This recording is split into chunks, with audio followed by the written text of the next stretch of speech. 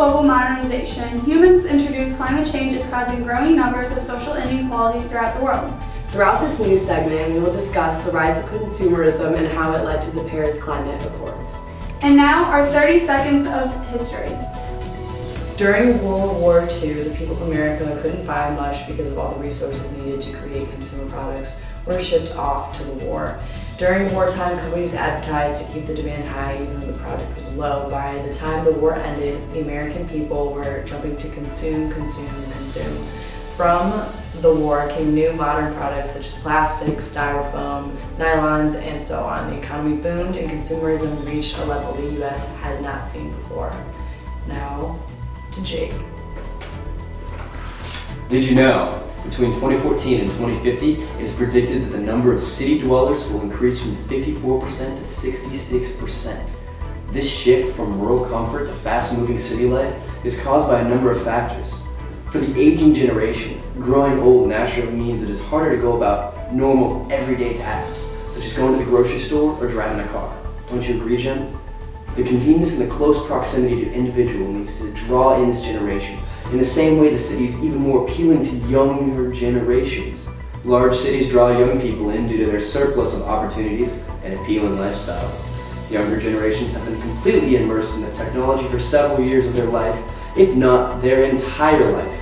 Nowadays, young consumers want the newest and most efficient goods and services quickly and as conveniently as possible. Back to Grace. The industrialization of technology has made consumption more convenient than ever before. From Amazon to hundreds of thousands of online clothing stores, consumers are compelled to spend because it is so easy. This mindset of constantly wanting newer products will drive and has driven consumption through the roof. Take Apple, for example. Apple releases a new iPhone every single year that is supposedly better than the last one. And every year, their mobile phones only become more expensive. This marketing tactic of constantly producing product and making it seem more glorified than the last entices consumers to want their product even if they don't need it. We can also view this from a fashion industry standpoint. Fast fashion has become increasingly more popular in the younger generation. Fast fashion is the reproduction of clothing based on the latest trends. Clothing trends are constantly changing. Consumers desire to be a part of these because everyone else in the consumer market wants to be a part of it too. That's why brands like Supreme and Off-White can sell their products for outrageously high prices because the demand is so high. In the same way how companies such as Nike and Adidas are worth billions for their fast fashion production, people always want what they don't have, and this is what keeps these businesses booming. The industrialization, urbanization of America has only made consumption explode, and it will continue to do so. In a different light, population growth is slowing, meaning consumerism will be the main engine within the economy, which will be heavily carried by urban cities if it hasn't already. Now, to Charlotte. Some people argue that consumerism and climate change denial are directly related, while some people argue that they are not directly related at all. So in this part, I will explore the relationship between climate change denial and consumerism. In 2014, the IPSOS conducted a survey. They asked people, do you think climate change is caused by human activities? Most that answered no come from core countries, while most that answered yes come from semi-periphery or periphery countries.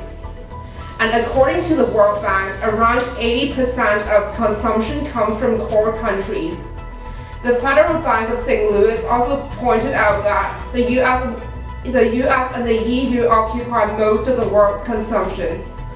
According to the World Bank, 6% of fossil fuel consumption occupies 6% of the world's consumption in general. We spent $4.7 trillion on fossil fuels in 2015.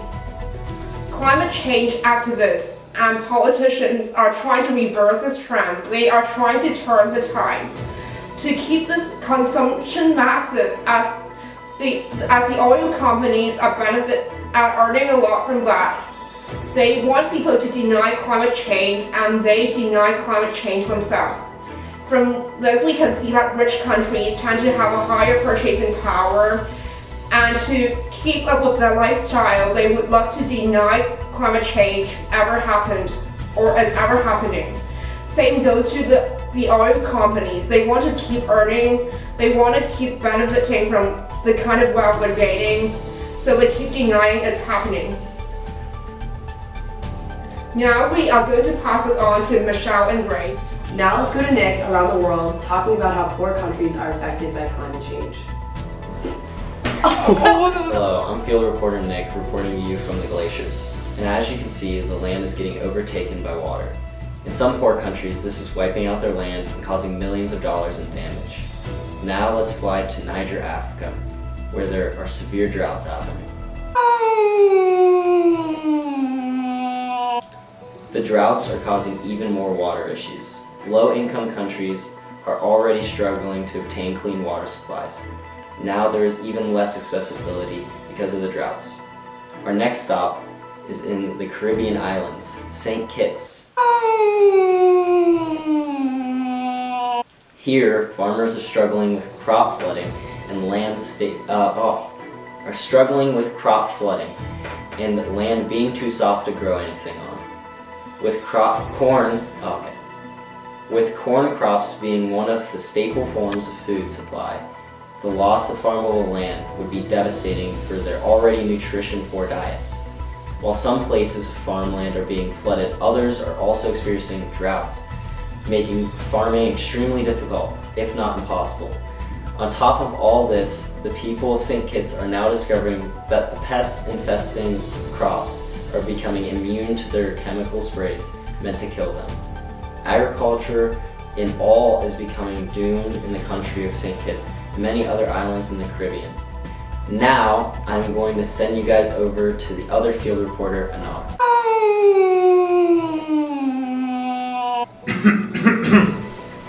Here in my hometown, Ulaanbaatar, Mongolia, we are one of the most polluted cities in the world.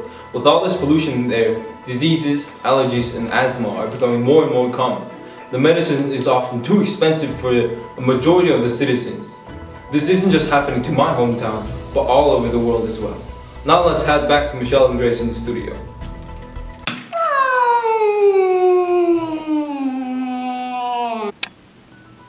The Paris Climate Conference, in which 196 countries attended in December of 2015, came into full effect during the following 2016 year. The non-binding terms of resolution, which helped the initial ratification of the Accords, is held together on the belief that countries will volunteer to initiate the mandates of the Climate Accords. Despite this, the United States was one of the several countries who did not ratify the Accords into their own national law. This soft compliance, the ability for member countries to neglect the duties outlined by the Paris Accords, gives rise to the growing concern that the Paris Climate Accords will ultimately be redundant. Traditional soft compliance treaties often fail to enforce the principles outlined within the agreements, more so than obligatory treaties.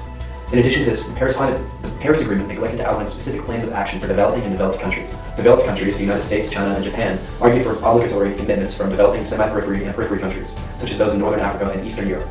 However, proponents such as the EU and most periphery nation states within the conference lobbied for an obligatory commitment from leading developed nations to assist in financial radical change within their respective nations. As you can see, neither outcome occurred.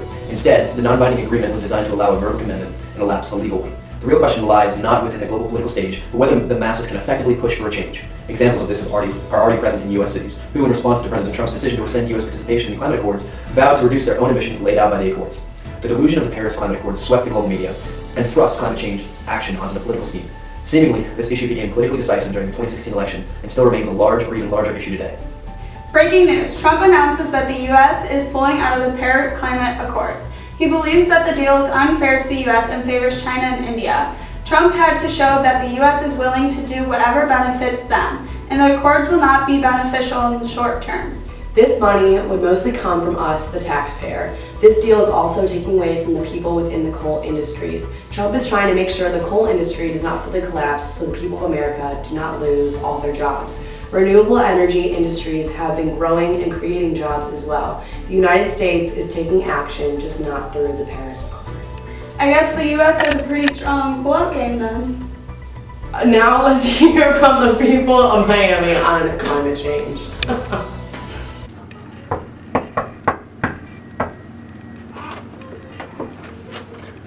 Ma'am, please step out. Right?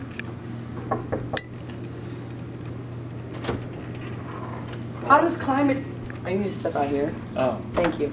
How does climate change affect society? I'd say it affects society because we have to regulate emissions a lot as a result of it. And like it changes the production in cars and stuff and all that stuff because cars are a big What are your thoughts on climate change? Is that where the polar bears are dying? contributor to climate change, obviously, as we know, because they emit lots of greenhouse gases in the atmosphere, which is just like, which rapidly increases the rate at which climate change works, you know? I know.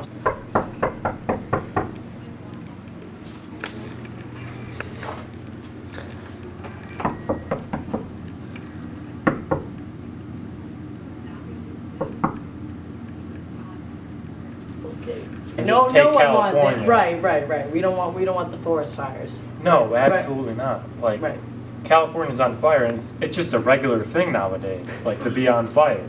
Like the rest of the country's covered in snow because of climate change, and California's just still on fire because now that's normal, thanks to climate change. What about the Being more arid.